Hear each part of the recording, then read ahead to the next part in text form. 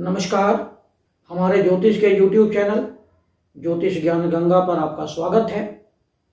और आज हम बात करने जा रहे हैं मिथुन राशि पर। मिथुन राशि के लिए 2024 का वर्ष कैसा रहने वाला है, इसी पर हम 10 महत्वपूर्ण भविष्यवाणियां करेंगे और साथ में सूर्य पर आधारित हर महीने का विश्लेषण भी करेंगे। चर्चा शुरू करने से पहले आपसे अनुरोध है कि हमारे चैनल को सब्सक्राइब करें, लाइक करें, शेयर करें, साथ में नोटिफिकेशन बेल को अवश्य दबाएं जिससे आने वाले सभी वीडियो आपको मिलते रहें। यह विश्लेषण चंद्र राशि पर आधारित है और यह एक जनरल विश्लेषण है, क्योंकि प्रत्येक व्यक्ति की दशा, उसकी कुंडली में जो प्रॉमिस है वो सब अलग अलग होता है। तो यदि आपकी दशाएं फेवरेबल चल रही हैं और गोचर भी फेवरेबल है तो आपको लाभ में वृद्धि होती है, पॉजिटिव रिजल्ट अधिक मिलते हैं। मिथुन राशि जिसका चिन्ह है एक पेयर, लविंग पेयर है। मिथुन राशि के जातक अत्यधिक सुंदर, मनमोहक व्यक्तित्व वाले, बलवान शरीर, और जैसा कि हम जानते हैं मिथुन राशि का स्वामी बुध है, तो बुध बुद्धि का, कम्युनिकेशन का, तर्क शक्ति का और ट्रैवलिंग का कारक है, स्पोर्ट्स का कारक है। ग्रहों में बुध राजकुमार है, तो मिथुन राशि के जातक विद्या प्रेमी होते हैं, ज्ञान अर्जित करते रहते हैं, निरंतर अध्ययनशील रहते हैं। संगीत प्रेमी होते हैं, इनको संगीत से अत्यधिक लगाव होता है। शायरी करना, कविताएं लिखना, लेखन का काम, हाथों से संबंधित काम, हाथों से संबंधित स्पोर्ट्स का काम, जैसे बैडमिंटन खेलना, वॉलीबॉल खेलना, बास्केटबॉल खेलना, कैरम खेलना, ये इन्हें अच्छा लगता है। मिथुन राशि के जो जातक हैं ये शांत स्वभाव के होते हैं। बुध क्योंकि बिजनेस का कारक है, तो ऐसे लोग बिजनेस में रुचि रखते हैं और बहुत ही अधिक इंस्टेंट रिप्लाई देते हैं, हाजिर जवाब होते हैं मिथुन राशि के जातक। अगर हम 1 जनवरी की ग्रहों की स्थिति की बात करें तो गुरु मेष राशि में 11वें भाव में रहेंगे और फिर 1 मई के पश्चात यह वृषभ राशि यानी 12वें घर में चले जाएंगे। शनि 9वें भाव के स्वामी होकर 9वें भाव में पावरफुल भाग्य की स्थिति रहेगी पूरा वर्ष। शनि वक्री होंगे 1 जुलाई को।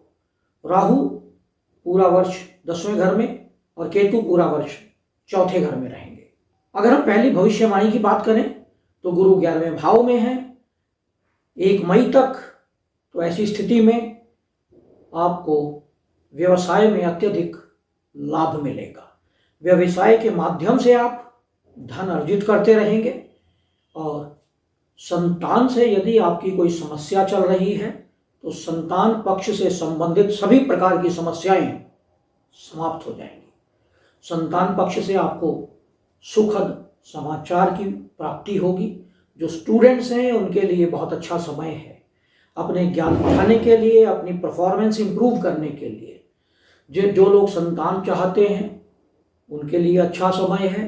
जिन लोगों की संतान का विवाह का समय चल रहा है उनके लिए भी अच्छा समय है। जो लोग मीडिया से संबंधित हैं, आर्ट से संबंधित हैं, वे भी अपनी परफॉर्मेंस इंप्रूव करेंगे। साथ में आप अपने जीवन साथी के साथ यदि कोई समस्या चल रही है तो वह समस्या समाप्त हो जाएगी। आपके जीवन साथी के साथ अच्छे संबंध बनेंगे। जीवन साथी आपको पूर्ण रूप से हेल्प करेगा और उस हेल्प की सहायता से आप धन अर्जित कर पाएंगे। अगर हम मई के बाद की बात करें, दूसरे भविष्यवाणी की, तो आपके कुटुंब में तालमेल होगा, घर में सुख का वातावरण बनेगा, कार्यस्थल पर आपको मान सम्मान मिलेगा, सुख साधनों में घर में वृद्धि होगी। और यदि आपकी माँ के स्वास्थ्य में कोई समस्या चल रही है या माँ के साथ कुछ आपकी अंडरस्टैंडिंग की प्रॉब्लम है तो वो भी समाप्त हो जाएगी और माँ के स्वास्थ्य में लाभ होगा। तीसरी भविष्यवाणी, बुध फरवरी के महीने में 8वें भाव में रहेंगे। मार्च और अप्रैल के महीने में 10वें भाव में नीच स्थिति में रहेंगे और जून के महीने में 12वें घर में और नवंबर के महीने में 6ठे घर में। इन महीनों में आपको अपनी हेल्थ से संबंधित विशेष ध्यान देना पड़ेगा। कई बार मान सम्मान को ठेस लग जाती है ऐसी स्थिति में जब लग्नेश 6ठे, 8वें, 12वें घर में हो या नीच राशि में हो। तो इस पीरियड में यानी फरवरी, मार्च, अप्रैल, जून और नवंबर, इन 5 महीनों में आपको विशेष ध्यान देने की आवश्यकता रहेगी। यह थी हमारी तीसरी भविष्यवाणी। और फरवरी, मार्च, अप्रैल और जून ऐसी स्थिति में आपको हार्ट से संबंधित, लंग से संबंधित, चेस्ट से संबंधित या स्किन से संबंधित ये समस्याएं आ सकती हैं। तो अपनी डाइट पर ध्यान दें, अपने लाइफस्टाइल को थोड़ा ठीक रखें। चौथी भविष्यवाणी, जुलाई से अक्टूबर का महीना, बुध लग्न से लेकर और 5वें घर तक रहेंगे। ऐसी स्थिति में आपके मान सम्मान में वृद्धि होगी, धन अर्जित करने का आपको समय मिलेगा, मौका मिलेगा। जो लोग लेखन के संबंध से संबंधित हैं, स्पोर्ट्स से संबंधित हैं, उनकी परफॉर्मेंस में इम्प्रूवमेंट होगी। आपका मकान खरीदने का योग बन सकता है, ज्ञान वृद्धि हो सकती है, संतान से सुखद समाचार मिल सकते हैं, संतान का विवाह का योग बन सकता है। तो जुलाई से लेकर अक्टूबर का महीना आपके लिए अत्यधिक सुखद समाचार लेकर आने वाला है। तो यह समय आपके लिए बहुत ही उत्तम रहेगा। 5वीं भविष्यवाणी शनि के गोचर से संबंधित। शनिदेव नवम भाव के स्वामी होकर नवम भाव में ही गोचर कर रहे हैं और वह राहु के नक्षत्र में गोचर करेंगे और राहु 10वें भाव में है। तो ऐसी स्थिति में आपको अपने पिता की मदद से लाभ होगा। आपका भाग्य पूरा वर्ष आपका साथ देने वाला है। आप जो भी काम करना चाहते हैं, जो भी आपकी बची हुई इच्छाएं हैं, पिछले वर्ष यानी 2023 में जो आपके काम अधूरे रह गए थे वो काम आपके पूरे होंगे। 1 जुलाई को जब शनिदेव वक्री हो जाएंगे तो आपके लाभ में वृद्धि होगी। आपके धार्मिक कृत्यों में रुचि बढ़ेगी और आपको जो भी लाभ हो उसे आप पब्लिक में शेयर ना करें, उसे छुपा कर रखें, किसी को बताएं नहीं, तो आपके लाभ में वृद्धि अधिक होगी। छठी भविष्यवाणी की अगर हम बात करें तो ससुराल पक्ष से आपको शनिदेव पूरा वर्ष लाभ देने वाले हैं, लेकिन 1 जुलाई के बाद आपको संतान पक्ष से चिंता हो सकती है, पढ़ाई में बाधा आ सकती है और जो लोग टीनेजर्स हैं वह अपने छुप कर अफेयर्स चला सकते हैं। अपने अफेयर्स को डिस्क्लोज वो लोग नहीं करेंगे, जिसके कारण उन्हें कई बार समस्याओं का सामना भी करना पड़ेगा। जो विद्यार्थी वर्ग है उन्हें अपने शिक्षा से संबंधित अधिक ध्यान देने की आवश्यकता रहेगी, क्योंकि शनिदेव अष्टम में बैठकर 5वें भाव को डिस्टर्ब करेंगे और आपके ध्यान में भटकाव होगा।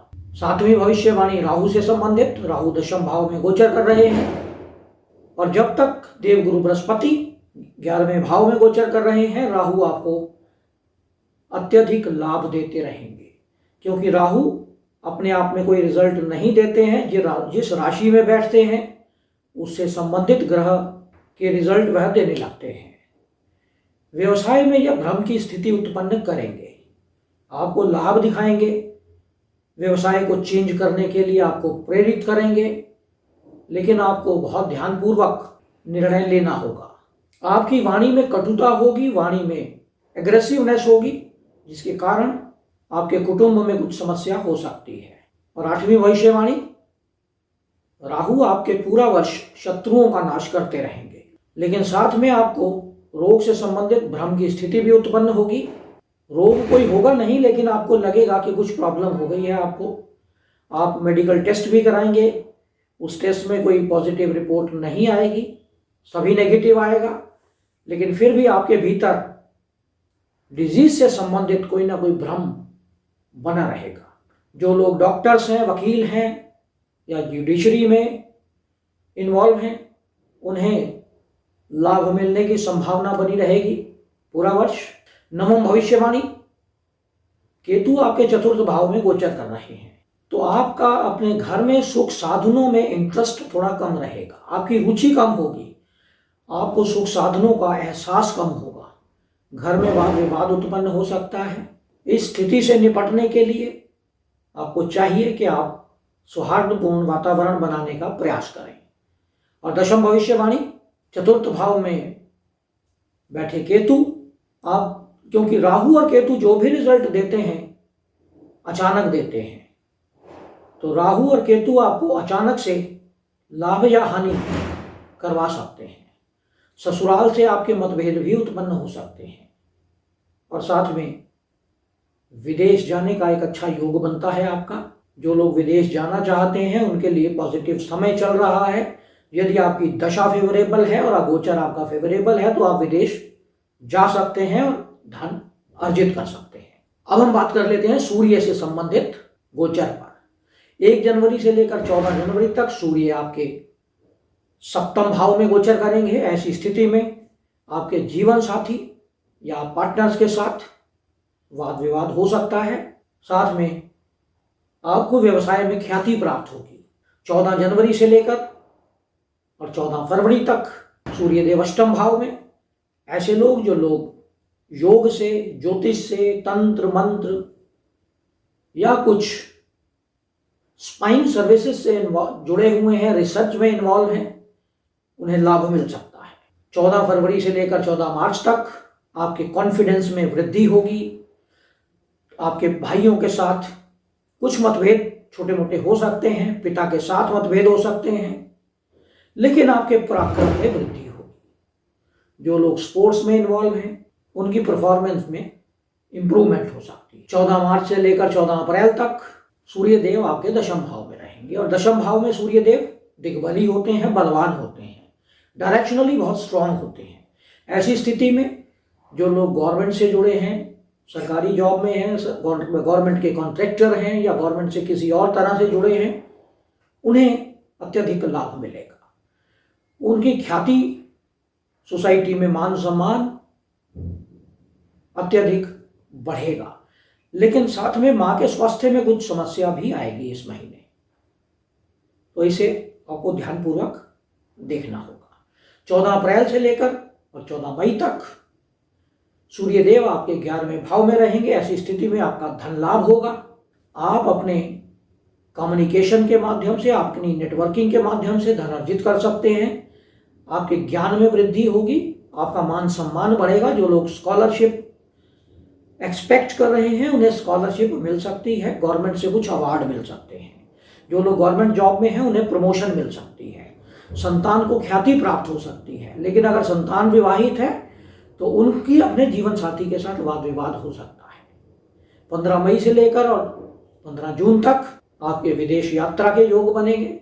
विदेश में आप अपना कौशल से ख्याति प्राप्त करेंगे।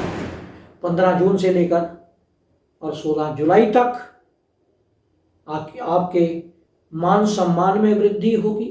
सोसाइटी में आप एक अट्रैक्शन का केंद्र बने रहेंगे। छोटे भाइयों से आपको हेल्प मिलेगी। छोटे भाई आपके साथ अच्छे संबंध बनाएंगे।